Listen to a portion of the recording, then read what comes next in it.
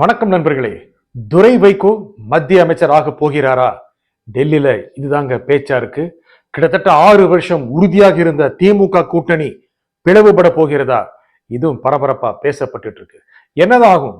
துரை வைகோ மத்திய அமைச்சர் ஆயிருவாரா? அதற்கான வாய்ப்புகள் இருக்கா? வாய்ப்புகள் இருக்கு அப்படிதான் டெல்லி வட்டாரங்கள் சொல்லுது. சென்னையில கூட அதுதான் பேச்சா இருக்கு. ஆனா ஏன் அவரு மத்திய அமைச்சராகணும்? ஏன் ஆகக்கூடாது? என்ன நடக்குது மதிமுகல? வைகோவுக்கு திமுக அணியிலேயே இருக்கலாம் அப்படிங்கிற எண்ணம் இருக்கு. ஆனா துரை வைகோவுக்கு மத்திய அமைச்சர் ஆனா என்ன, பாஜக அணிக்கு போனா என்ன அப்படிங்கிற எண்ணம் இருக்கு. ஏன்னா துரை வைகோவுக்கு இன்னும் நீண்ட அரசியல் காத்து இருக்கு. அப்படி இருக்கும்போது மத்திய அமைச்சராகணும், நல்ல கார்ல புடைசூட போகணும், ஒரு அதிகாரம் வரணும், அதனால கட்சிக்கு உத்வேகம் கொடுக்கணும் அப்படிங்கிற எண்ணம் இருக்கு. இருந்தா தப்பு இல்லை. ஆனா வைகோவுக்கு திமுகவோட இருக்கலாம், அதனோட வளரலாம், அதனுடைய கூட்டணி அமைக்கலாம் அப்படிங்கிற எண்ணம் இருக்கு. கொஞ்சம் பழசா சிந்திக்கிறாரு அப்படின்னு துரை வைகோ ஆதரவாளர்கள் சொல்லிக்கிறாங்க. ஆனா கடைசியில வெல்ல போறது துரை வைகோவுடைய எண்ணமாக இருக்கலாம் அப்படின்னு மதிமுக இருக்கிறவங்க சொல்லிக்கிறாங்க. துரை வைகோக்கு ஏன் அந்த எண்ணம் இருக்கக்கூடாது? அடுத்த தேர்தல் 2026 தேர்தல் வருது. அதுல மதிமுக திமுக கூட்டணியில போட்டி போடுதுன்னு வச்சுக்குவோம். திமுக உடைய சின்னத்துல போட்டி போடுங்க அப்படின்னு ஸ்டாலின் சொல்லிடுவாரு. எத்தனை சீட்டு கொடுக்க போறாரு? கடந்த மக்களவை தேர்தல ஒரு எம்பி சீட் ஜெயிச்சதுனால 6 வச்சுக்கோங்க அப்படின்னு சொல்ல வாய்ப்பு இருக்கு. அந்த 6ம் உதயசூரிய சின்னத்துல நில்லுங்க அப்படின்னு சொல்லிட்டா பெருசா பேச முடியாது இல்ல. சரி, சொந்த சின்னத்திலேயே 6 சீட்டு நிக்க விடுவாங்களா? விட்டுட்டாங்கன்னா ஜெயிக்கணுமே. ஜெயிச்சு என்ன ஆக போகுது?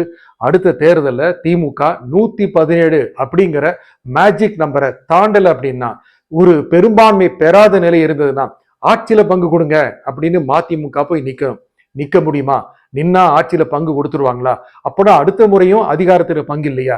அப்போ எத்தனை நாள் தாங்க வெயிட் பண்றது? இப்போ மத்திய அமைச்சரவையில வாய்ப்பு இருக்குன்னு வச்சுக்கோங்க. பாஜக அதுக்குன்னே காத்துட்டு இருக்கு. எப்படியாவது திமுக கூட்டணியை உடைக்கணும் அப்படின்னு பாஜகவுக்கு ரொம்ப கால விருப்பம். திருமாவளவனையே கூப்பிட்டாங்க, வாங்க மினிஸ்டர் ஆக்குறோம் அப்படின்னு. திருமாவளவன் வேண்டான்னு சொல்லிட்டாரு. துரை வைகோ வேண்டான்னு சொல்லுவாரா? கிடைச்சா என்ன அப்படின்னு பயன்படுத்திக்கூடிய வாய்ப்புகள் இருக்கு. அப்படி பயன்படுத்திக்கிட்டா தமிழ்நாட்டில் மதிமுகவை வளர்க்க முடியும். கட்சி தொடரெல்லாம் உற்சாகம் ஆயிருவாங்க. ஏன்னா மத்திய அமைச்சர்ல சென்ட்ரல் மினிஸ்டருங்க, அப்போ அந்த அதிகாரம் இருக்குல்ல. அப்போ அடுத்த தேர்தலையும் பாஜக ஜெயிக்குதுன்னு வச்சுக்கோங்க. அப்போ வைகோவையோ இல்ல துரை வைகோவையோ அவங்க கைவிட்டு விட மாட்டாங்க. அடுத்த தேர்தல 2026 ஒருவேளை அதிமுக பாஜக கூட்டணியில மதிமுக இருந்ததுன்னா இவங்க நினைக்கிற மாதிரி 25 சீட்டு எல்லாம் கொடுத்துட மாட்டாங்க.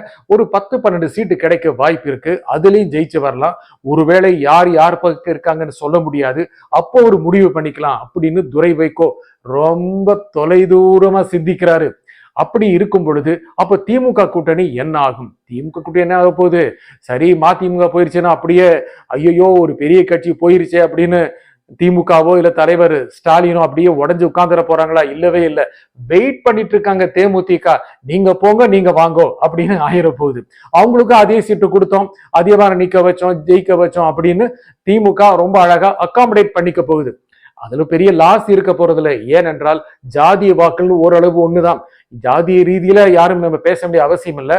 மதிமுகவுக்கு நாயுடு வாக்குகள் இருந்ததுன்னா அதே மாதிரி தேமுதிகவுக்கும் நாயுடு வாக்குகள் இருக்கு அப்படிங்கிற நிலைமை தான் இருக்கு. ஒண்ணு போச்சுன்னா இன்னொன்னு கிடைக்க போகுது. அதே அளவுக்கு சீட்ல செட்டில் ஆயிருவாங்க. அதனால திமுகவுக்கு பெரிய நஷ்டம் ஒண்ணு கிடையாது. இருந்தாலும் கூட்டணி உடஞ்சிருச்சே அப்படிங்கிற எண்ணம் இருக்கும். கூட்டணி உடஞ்சிருச்சுன்னா மத்த திமுக கூட்டணி கட்சிகள்லாம் சும்மாவா இருக்கும்? அவங்களுக்கு எண்ணம் வரும்ல, அவங்களுக்கு மட்டும் அங்கே வாய்ப்பு இருக்கு, எங்களுக்கு மட்டும் வேற இல்லையா அப்படின்னு யோசிப்பாங்கல்ல. காங்கிரஸுக்கும் வாய்ப்பு இருக்கு. ஒருவேளை பாஜகவை எடப்பாடி கட் பண்ணி விட்டாருன்னா அதிமுக கூட போலாம், தாவேகா கூட போலாம். ஏன் விடுதலை சிறுத்தைகள் வாய்ப்பு இருக்கு, இடதுசாரிகளுக்கே வாய்ப்பு இருக்கு. அப்போனா திமுக கூட்டணியில முதல்ல மணி அடிக்க போறது மதிமுக தானா? அந்த அபாய மணியை அப்படிலாம் சொல்லிட முடியாதுங்க. திமுக கூட்டணி உறுதியா தான் இருக்கு. பாஜக கூட்டணி மட்டும் என்ன, அவங்க ஆட்சியில பங்கு வேணும் சொல்லிடுறதுனால நேரடி எடப்பாடி சொல்லிட்டாரு, அங்கே ஏமாளிகளா அப்படின்னு சொல்லிட்டாரு. அப்படிலாம் தப்பா சொல்லிடலைங்க. அப்படி நைனா நாகேந்திரன் சொன்னாலும் கூட எடப்பாடி கொஞ்சம் அடிச்சுதான் விளையாடுறாரு. 2 வாரம் கழிச்சு அவர் திருநெல்வேலிக்கு போகும்போது நைனா நாகேந்திரன் பெரிய விருந்துக்கு ஏற்பாடு பண்ணியிருக்கிறாரு. அந்த விருந்தை சாப்பிட்டாங்கன்னா போகவே மாட்டாங்க. என்னெல்லாம் கிடையாது. விருந்து சாப்பிட்டுட்டு கை கழுவணும்னு, கூட்டணி கை கழுவ மாட்டாங்க என்னங்க இருக்கு? இப்படிப்பட்ட நிலைமை தான் அரசியல் போயிட்டு இருக்கிற இந்த சூழ்நிலையில மதிமுக எந்த பக்கம் தாவும்? டெல்லிக்கு தாவிர மாதிரி தான் தெரியுது.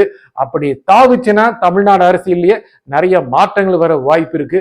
தேர்தலுக்கு இன்னும் 7-8 மாதங்கள் இருந்தாலும் கூட தேர்தல் சூடு இப்பவே ரொம்ப அதிகமா இருக்கு.